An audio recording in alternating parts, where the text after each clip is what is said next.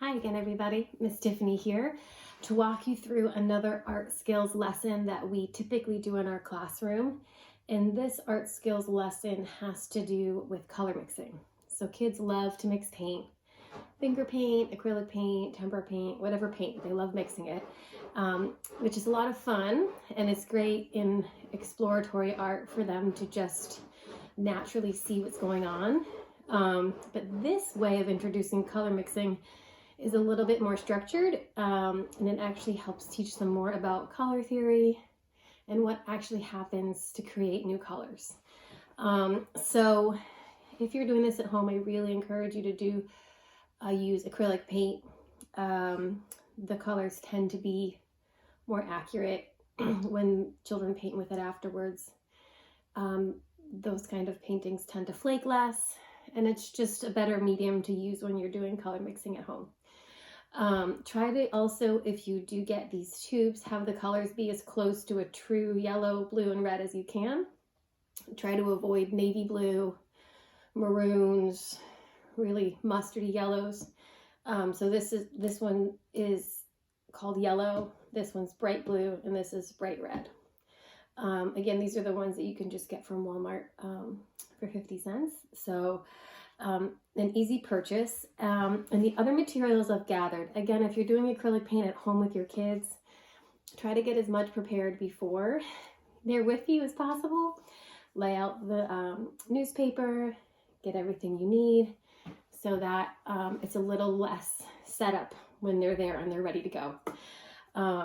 Another thing I would recommend doing beforehand too is printing out a color wheel. So this is one that I have at home.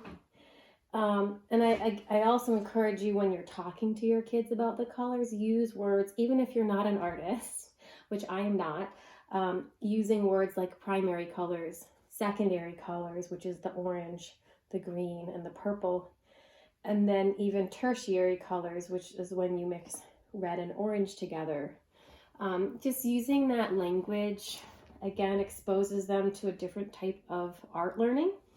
And again, if you have a color wheel, you could just post it up in your house somewhere near where they're going to be painting. They can look at it. You can use words like warm colors and cool colors. I mean, you can find so many examples of these online. So I really recommend printing one of those out too. So what I have is some cups. I do have spoons, and I have the primary color paints. The reason I have spoons is we want to avoid kids thinking brushes are for mixing. Brushes really are just for painting. So kids will naturally mix with paint brushes, and it's not like you have to rip their brush out of their hands. But when you're introducing color mixing, find another mixing tool you can use. And I know most of us probably have plastic spoons from parties around our house. Ideally, I'd use clear jars with lids. I don't have any at home right now, so I just have some little bathroom cups that I will cover with plastic wrap and rubber bands to save the paint. And I've just kind of painted a little bit on the outside of each one so I know what's inside each cup.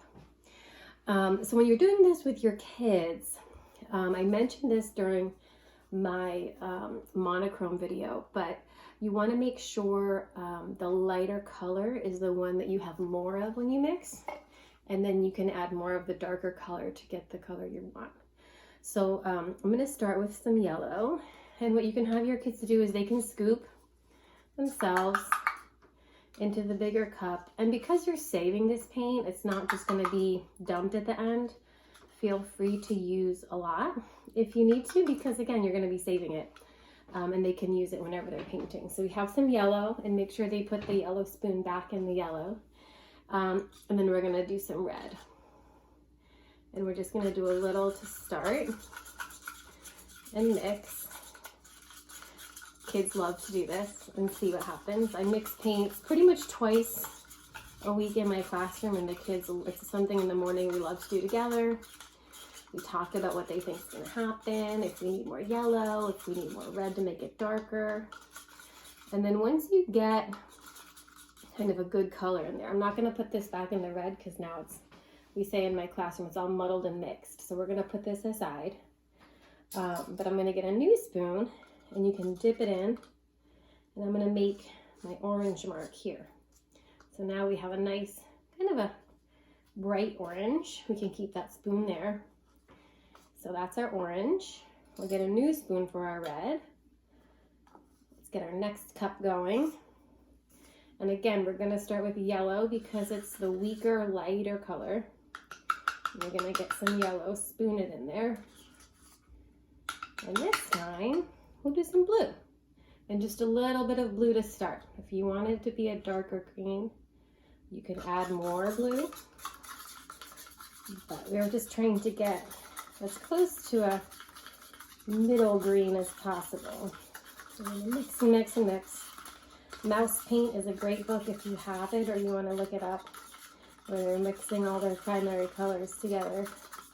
All right, so again, I'm not going to put this spoon back in the blue because it's all muddled and mixed, but we can put it aside. You could save these as your art spoons, so we're not using a ton of plastic. You could wash them as best you can, but if all the paint doesn't come off, it's not a big deal. So we have our green now, and the last two we're going to mix are the blue and the red. So red is a little bit weaker than blue, so we'll start with red. And really scoop some in there. All right. Make sure your kids are wearing clothes you don't care if they get painty. I'm already making a mess myself. All right, let's see. I'm gonna mix up our purple. Purple can sometimes be a trickier one just because they are both darker colors, but I'm gonna add a little bit more red to my purple.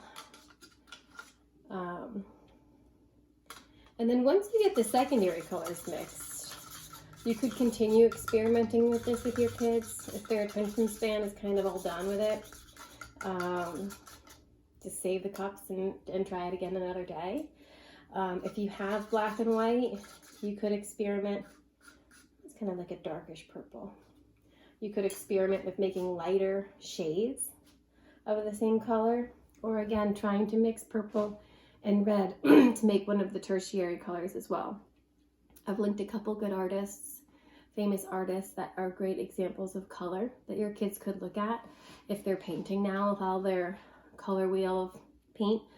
And yeah, I hope that this was helpful for you at home to maybe think about doing color mixing in a way that's a little bit more directed and a little less kind of messy or open-ended, which has its place, but we do like to spend time with kids doing this in this more directed way. Another idea we've done in the past too is even if you split a paper up into different sections with a marker, your kids could kind of experiment painting with each color and maybe even naming their own color, which kids often think of really interesting color names beyond just yellow, green, blue, those kind of colors. So if your kids are interested in naming their own colors, that's a really fun way to make it unique to them. So yeah, that's it for color mixing. I hope you enjoyed, and we'll see you next time. Bye.